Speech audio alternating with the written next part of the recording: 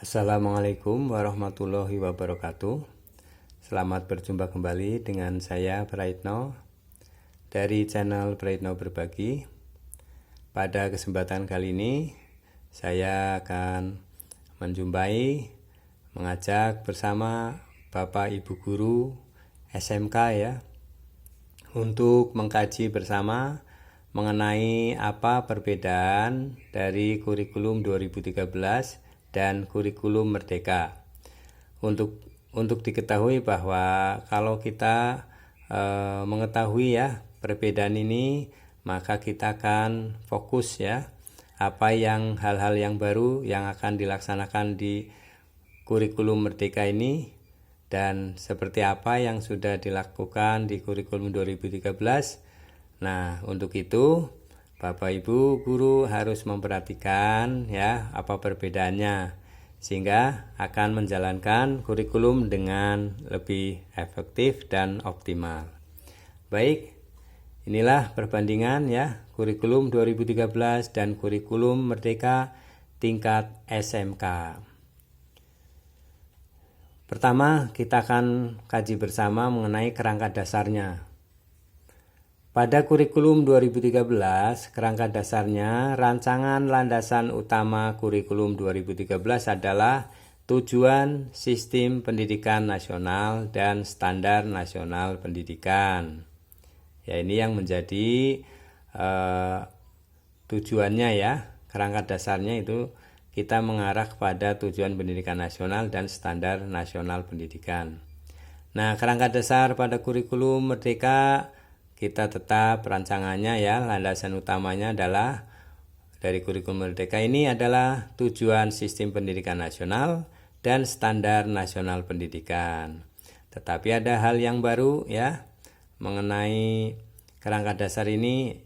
Kita dalam kurikulum Merdeka harus mengembangkan profil pelajar Pancasila pada peserta didik. Nah, ini yang harus kita kaji. Nah, bagaimana profil pelajar Pancasila pada peserta didik? Ini sudah ada di video ya dari channel Praitno Berbagi ya. Secara detail sudah dijelaskan. Silakan Bapak Ibu guru bisa membuka video ya dari profil pelajar Pancasila ini beserta implementasinya dan contoh-contohnya. Baik, kita yang bahas kedua yaitu mengenai kompetensi yang dituju. Kompetensi dasar ya untuk kurikulum 2013. Kompetensi dasar KD yang berupa lingkup dan urutan yang dikelompokkan pada 4 kompetensi inti KI yaitu sikap spiritual, sikap sosial, pengetahuan, dan keterampilan. KD dinyatakan dalam bentuk poin-poin dan diurutkan untuk mencapai KI yang diorganisasikan per tahun. KD pada KI 1 dan KI 2 hanya terdapat pada mata pelajaran pendidikan agama dan budi pekerti dan pendidikan Pancasila dan kewarganegaraan. Kompetensi yang dituju pada kurikulum Merdeka yaitu capaian pembelajaran yang disusun per fase. Capaian pembelajaran dinyatakan dalam paragraf yang merangkaikan pengetahuan, sikap, dan keterampilan untuk mencapai, menguatkan, dan meningkatkan kompetensi. SMK ya, terdiri dari 1. Fase E, umumnya setara dengan kelas 10 SMK. 2. Fase F, umumnya setara dengan kelas 11 dan 12 dan atau kelas 11, 12, 13.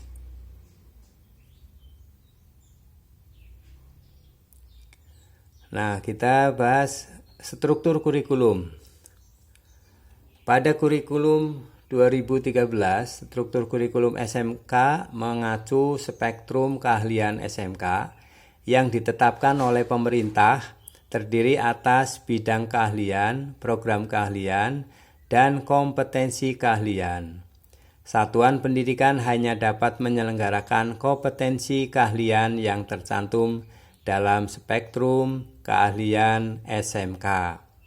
Struktur kurikulum terdiri atas 3 bagian, yaitu 1 kelompok muatan nasional, 2 kelompok muatan kewilayahan, dan 3 kelompok muatan peminatan kelompok muatan peminatan kejuruan. Jam pelajaran CP diatur per minggu atau per program 3 tahun atau 4 tahun. Satuan pendidikan dapat mengatur alokasi waktu pembelajaran secara rutin setiap minggu dalam setiap semester atau mengatur alokasi waktu pembelajaran secara fleksibel untuk mencapai JP jam pelajaran yang ditetapkan. Tetapi setiap semester peserta didik akan mendapatkan nilai hasil belajar semua mata pelajaran. Satuan pendidikan diarahkan menggunakan pendekatan pengorganisasian pembelajaran berbasis mata pelajaran. Peserta didik dapat memilih 1 dari 4 aspek pada mata pelajaran seni budaya, seni musik, seni rupa, seni teater, seni tari, dan dapat mengganti aspek pada semester berikutnya berdasarkan minatnya. Muatan kejuruan terdiri atas kelompok mata pelajaran dasar bidang keahlian dan kelompok mata pelajaran dasar program keahlian yang diselenggarakan di kelas 10 dan kelompok mata pelajaran kompetensi keahlian yang diselenggarakan di kelas 11, 12 dan atau 13. Ya, ini adalah struktur kurikulum 2013. Nah, kita bandingkan dengan struktur kurikulum Merdeka yang akan kita laksanakan nanti di tahun ajaran 2022-2023. Seperti apa struktur kurikulum Merdeka? Struktur kurikulum SMK mengacu spektrum keahlian SMK yang ditetapkan oleh pemerintah, terdiri atas bidang keahlian dan program keahlian. Satuan pendidikan bekerja sama dengan industri mitra dapat membuat konsentrasi keahlian yang sebelumnya disebut kompetensi keahlian berdasarkan kebutuhan dunia kerja.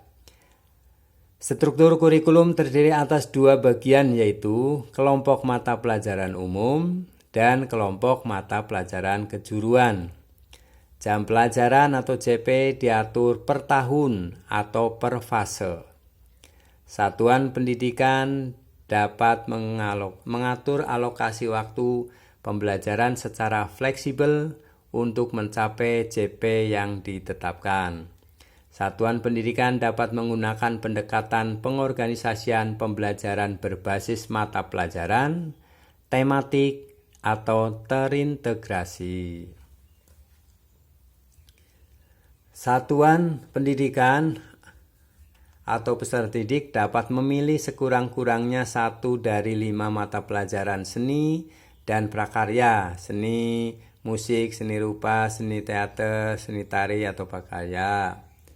Kelompok mata pelajaran kejuruan terdiri atas mata pelajaran matematika dan bahasa Inggris yang diselenggarakan di fase E dan F. Mata pelajaran informatika, proyek ilmu pengetahuan alam dan sosial, serta dasar-dasar program keahlian yang diselenggarakan di fase E.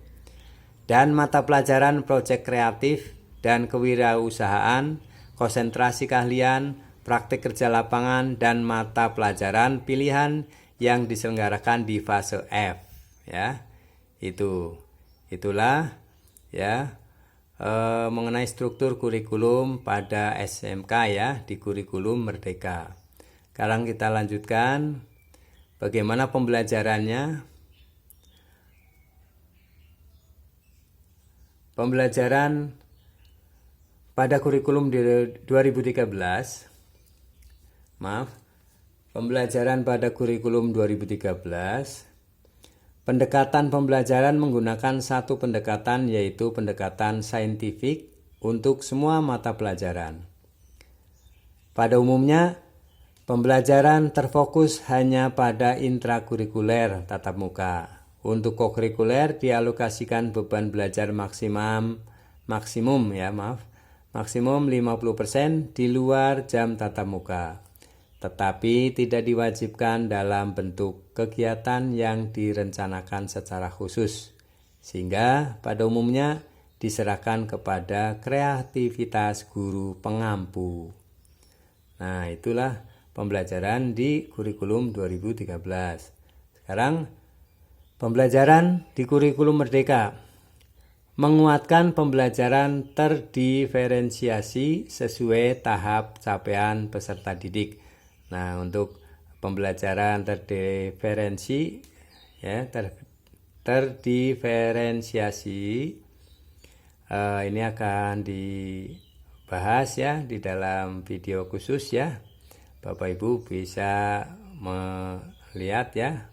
Silakan. Paduan antara pembelajaran intrakurikuler sekitar 70-80% dari jam pelajaran dan kokurikuler melalui proyek penguatan profil pelajar Pancasila sekitar 20-30% jam pelajaran. Nah, ini pembelajaran ya. Nah, kita kaji mengenai bagaimana penilaiannya ya. Penilaian di kurikulum 2013 yang telah kita laksanakan ya selama ini, penilaian formatif dan sumatif oleh pendidik berfungsi untuk memantau kemajuan belajar, memantau hasil belajar, dan mendeteksi kebutuhan perbaikan hasil belajar peserta didik secara berkesinambungan. Menguatkan pelaksanaan penilaian autentik pada setiap mata pelajaran. Penilaian dibagi menjadi penilaian sikap, pengetahuan, dan keterampilan. Jadi terpisah ya penilaiannya, penilaian sikap, pengetahuan, dan keterampilan. Bagaimana kita perbandingkan dengan kurikulum Merdeka ya dari segi penilaian. Penilaian pada kurikulum Merdeka, penguatan pada asesmen formatif, dan penggunaan hasil asesmen untuk merancang pembelajaran sesuai tahap capaian peserta didik. Menguatkan pelaksanaan penilaian autentik, terutama dalam proyek penguatan profil pelajar Pancasila. Tidak ada pemisahan antara penilaian sikap, pengetahuan, dan keterampilan. Ya, ini ya bedanya penilaian di kurikulum 2013 dan kurikulum Merdeka. Baik, apa perangkat ajarnya yang disediakan oleh pemerintah untuk kurikulum 2013 ya, yang telah disediakan oleh pemerintah, buku teks dan buku non teks, bahan ajar yang dikembangkan oleh Direktorat SMK. Nah, untuk di kurikulum Merdeka, maka pemerintah menyediakan buku teks dan non teks, contoh-contoh modul ajar, alur tujuan pembelajaran, contoh proyek penguatan profil pelajar Pancasila, contoh kurikulum operasional satuan pendidikan ya. Itu perangkat ajar yang disediakan oleh pemerintah. Nah, yang terakhir kita pelajari mengenai apa perangkat kurikulum. Nah, perangkat kurikulum untuk kurikulum 2013, pedoman implementasi kurikulum ya. Ini untuk perangkat kurikulumnya disiapkan pedoman implementasi kurikulum, panduan penilaian, dan panduan pembelajaran setiap jenjang. Nah, untuk kurikulum Merdeka, ini pemerintah menyediakan panduan pembelajaran dan asesmen, panduan pengembangan kurikulum operasional di sekolah, panduan pengembangan proyek penguatan profil pelajar Pancasila, panduan pelaksanaan pendidikan inklusif, panduan penyusunan program pembelajaran individual, dan modul layanan bimbingan konseling ya. Baik, Bapak Ibu guru, demikian ya. Sekilas sudah dijelaskan mengenai bagaimana perbedaan antara kurikulum 2013 dan kurikulum Merdeka pada jenjang ya SMK. Nah, seperti itu gambarannya. Semoga yang sedikit ini bisa bermanfaat untuk Bapak Ibu guru di SMK ya. Sehingga pada tahun ajaran baru nanti tahun 2022-2023 Bapak Ibu guru sudah mengenal ya perbedaan dari kurikulum 2013 ke kurikulum Merdeka seperti apa. Nah, untuk lebih jelasnya Bapak Ibu guru juga bisa melihat ya, menonton, mempelajari video dari channel Praitno Berbagi mengenai bagaimana penyusunan kurikulumnya, contoh dokumen kurikulum, bagaimana profil belajar Pancasila, bagaimana pembelajaran paradigma baru dan sebagainya. Silahkan bisa diakses ya di channel Praitno Berbagi.